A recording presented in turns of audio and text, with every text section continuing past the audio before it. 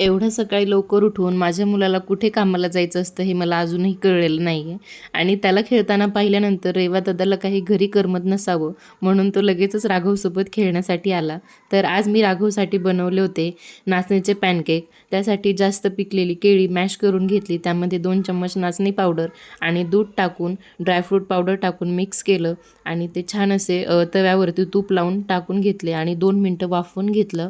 झाकण काढून दोन्ही बाजूने छान असं भाजून घेतलं आणि तयार आहेत आपले छान असे पॅनकेक. त्यानंतर ते राघवला खायला दिले आणि त्याने ते मस्त खाल्लेही. आता मम्माने एवढं छान छान खाऊ करून दिल्यानंतर तिला कामात थोडीशी मदत करतो म्हणून माझा लेखा झाडू घेऊन पूर्ण घरभर झाडू मारून घेत होता. पण त्याला कुठे माहिती आहे की त्याची मदत ही म्हणजे माझं कामात वाढवा असतो, ते काम परत मला करावं लागतं. तर पण असो, तो काही छान मला अशी मदत छोटी मोठी करतोय आजकाल.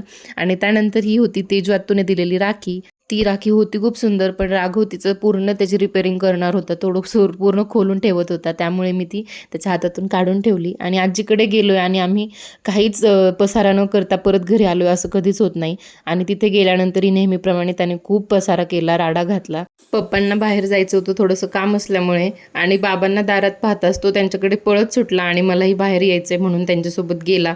आणि गेला आणि येताना छान असा एक शूज घेऊन आला बाबांसोबत जाऊन आणि खाऊही घेऊन आला.